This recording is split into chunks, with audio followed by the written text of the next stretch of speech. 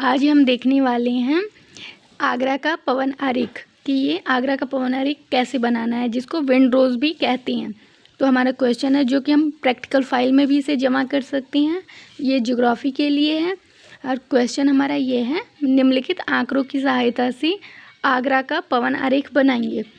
तो पवन आरेख का क्वेश्चन हमारा होगा, सबसे पहले ऊपर में होगा पवन की दिशा, जैसे कि आप देख सकते हैं, और फिर पवन की दिशा होगी और दिनों की संख्याएं होंगी। तो पवन की दिशा होगी उत्तर में और दिनों की संख्या देखेंगे, जैसे कि उत्तर में 38 दिन हो गया, उत्तर पूर्व में 29 दिन, ये दिनों की संख्याएं हैं। और पूर्व में 27 दिन, दक्षिण पूर्व में 13 दिन और दक्षिण में 14 दिन, दक्षिण पश्चिम में 32 दिन और पश्चिम में 77 दिन, उत्तर पश्चिम में 92 दिन और शांत दिनों की संख्या 43 है। इसमें शांत दिन का अर्थ है कि जिस दिन पवन यानी कि हवा बिल्कुल भी ना चली हो और शांत रही हो। अब हम सबसे पहले इसको सॉल्व करने के लिए एक स्केल लेंगे। हमारा प्रैक्टिकल बिना स्केल के कंप्लीट नहीं होता है, तो सबसे पहले हम स्केल लेंगे।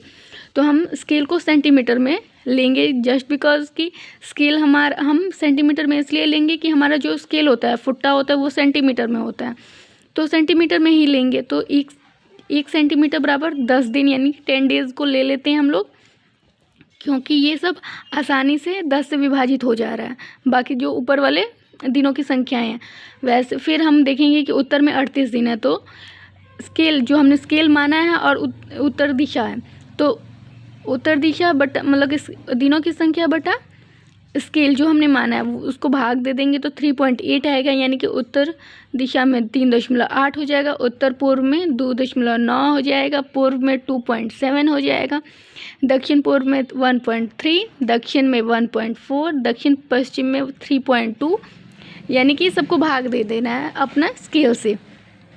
पश्चिम में 7.7 और उत्तर पश्चिम में 9.2। और शांत दिन जिस दिन हवाएं बिल्कुल नहीं चली हैं वो 43 डेज़ का होता है। चलिए अब हम इसको क्या करते हैं, पहले ये इतना सॉल्व हो गया, इसको हम उस पे क्या कहते हैं, एक सादे पेपर पे बनाना है। पर इससे पहले हमको इसके बारे में लिखना है कि ये सरल पवन आरेख आखिर है क्या, विंड रोज आखिर क्या है। हम इसकी विशेषताओं को देखेंगे। जैसे कि सबसे पहले हम परिचय देखते हैं।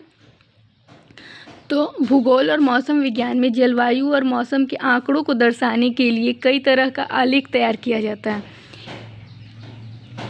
इनमें पवन आरेख एक बेहद महत्वपूर्ण और उपयोगी ग्राफिक उपकरण है। यह आरेख किसी विशेष स्थान पर एक निश्चित समय अवधि जैसे 1 महीना या 1 वर्ष के दौरान हवा की दिशा और उसके बनने की आवृत्ति यानी कि फ्रीक्वेंसी, हवा कितनी बार उस दिशा से बही, का दृश्यमान प्रतिनिधित्व करता है। इस आरेख की आकृति एक खिले हुए फूल या गुलाब के समान दिखाई देती है, इसलिए इसे विंड रोज या वात दिग्दर्शक चक्र भी कहा जाता है। सरल पवन आरेख की संरचना और निर्माण। तो सरल पवन आरेख बनाना बहुत ही आसान है। यह मुख्य रूप से हवा की दिशा और उन दिनों की संख्या को दर्शाता है जब हवा उस विशिष्ट दिशा से चल रही होती है, जैसे कि उत्तर से, उत्तर पश्चिम इत्यादि।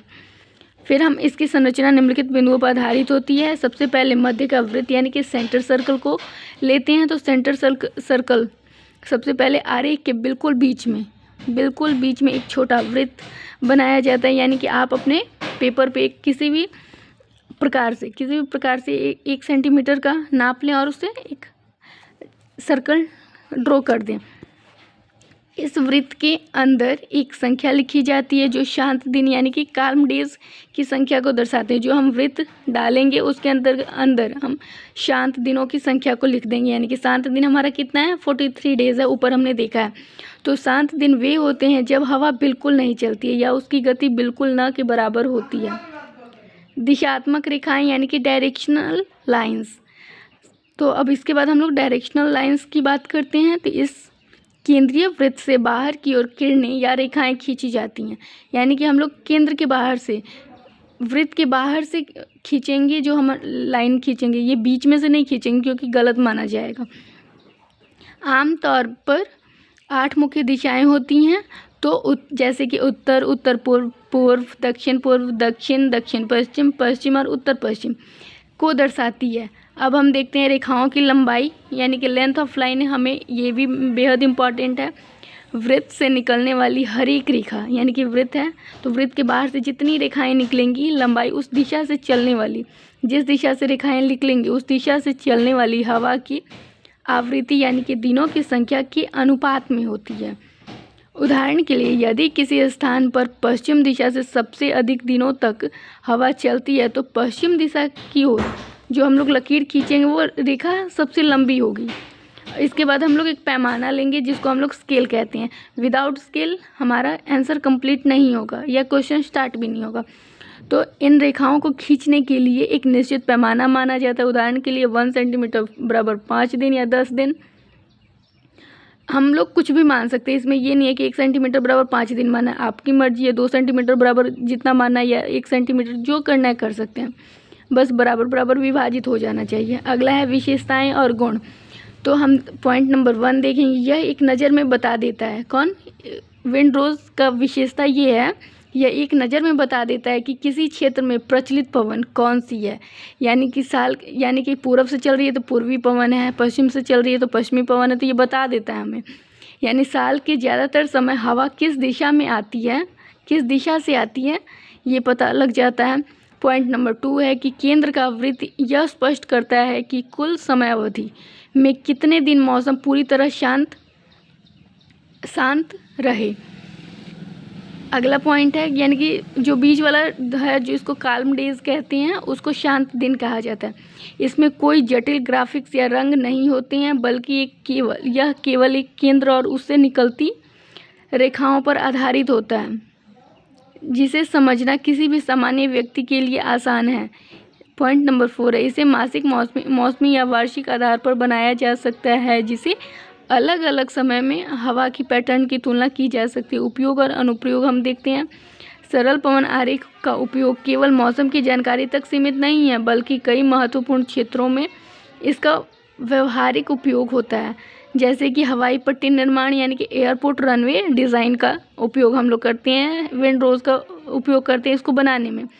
या इसको हम ध्यानपूर्वक समझते हैं कि हवाई पट्टी निर्माण क्या होता है। यह इसका सबसे महत्वपूर्ण उपयोग है हवाई जहाज़ों को उड़ान भरने यानी कि टेक ऑफ और उतरने यानी कि लैंडिंग के समय हवा की दिशा के विपरीत, यानी जो हमारी हवा चल रही है उसके अगर विपरीत हेडविंड होना आवश्यक होता है, उसके विपरीत होना चाहिए।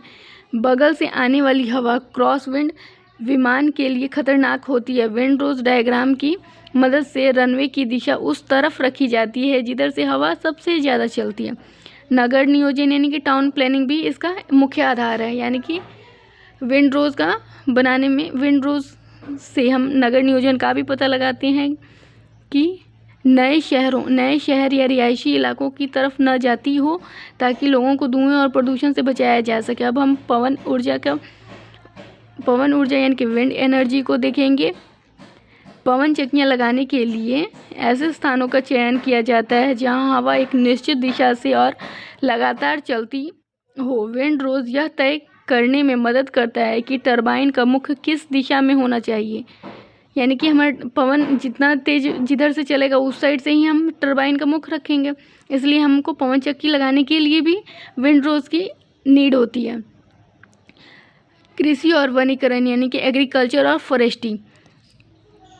तेज और ठंडी हवाओं से फसलों को बचाने के लिए खेतों के किनारे पेड़ लगाए जाते हैं, जिन्हें शेल्टर बेल्ट कहते हैं। अब हम देखते हैं आर्किटेक्चर यानी कि वास्तुशिल्प। घरों और इमारतों में हवा का प्राकृतिक संचार यानी कि वेंटिलेशन सुनिश्चित करने के लिए खिड़कियों और दरवाज़ों की दिशा तय करने में इसका उपयोग होता है। समुद्री नेविगेशन में भी इसका उपयोग होता है, यानी कि मरीन नेविगेशन में होता है। किसका उपयोग? विंडरोज का उपयोग होता है। तो सबसे पहले हम देखते हैं इसका मरीन नेविगेशन का, यानी पुराने समय से ही नाविक हवा के पैटर्न को समझने और सुरक्षित यात्रा की योजना बनाने के लिए इसका उपयोग करते रहे हैं। गुण और लाभ यानी मेरिट और एडवांटेज। बड़े और उबाऊ डेटा टेबल्स को पढ़ने के बजाय इस आरेख को देखकर कोई भी तुरंत समझ सकता है। अगला पॉइंट है हमारा 2 नंबर, या नगर नियोजकों यानी इंजीनियरों और किसानों के लिए एक बहुत ही व्यवहारिक उपकरण है। पॉइंट नंबर 3 है विभिन्न महीनों जैसे कि जनवरी से जुलाई। जनवरी हो गया, जनवरी सबसे ठंडा मंथ होता है और जुलाई सबसे गर्म का महीना होता है हमारे उत्तर भारत में। तो विंडरोज डायग्राम को अगल बगल रख कर, यानी कि सबसे ठंडा वाला महीना और सबसे गर्म वाले महीने को रख कर हम जलवायु परिवर्तन को आसानी से समझ सकते हैं। अगला है दोष और सीमाएं, यानी कि डिमेरिट्स और डिसएडवांटेज। पॉइंट नंबर 1 है कि सरल पवन आरेख की सबसे बड़ी कमी यह है कि यह केवल हवा की दिशा और दिनों की संख्या बताता है, लेकिन यह नहीं बताता कि हवा की गति यानी स्पीड कितनी थी, हवा धीमी थी, तेज थी या तूफानी थी। निष्कर्ष अब हमारा ये कंप्लीट हुआ ऊपर वाला। अब हम सब खत्म होने के बाद कंक्लूजन नहीं लिखेंगे तो हमारा कुछ मतलब बनता नहीं है। तो सबसे पहले हम निष्कर्ष लिखते हैं। तमाम सीमाओं के बावजूद सरल पवन आरेख भूगोल और मौसम विज्ञान का एक बुनियादी और अत्यंत आवश्यक टूल है। बड़े पैमाने पर नियोजनों यानी कि प्लानिंग और हवा के व्यवहार की प्राथमिक समझ विकसित करने के लिए आज भी इसे सबसे पहले इस्तेमाल किया जाता है। ये हमारा कंप्लीट हुआ। अब हम जो ऊपर क्वेश्चन को सॉल्व किए थे उसको डायग्राम के माध्यम से कंप्लीट करेंगे। तो सबसे पहले एक सादा पेज लेंगे, उस पर लिखेंगे हम लोग आगरा का पवन आरेख बना रहे हैं, आगरा का विंड रोज बना रहे हैं, तो आगरा का साधारण पवन आरेख ऊपर लिख देंगे।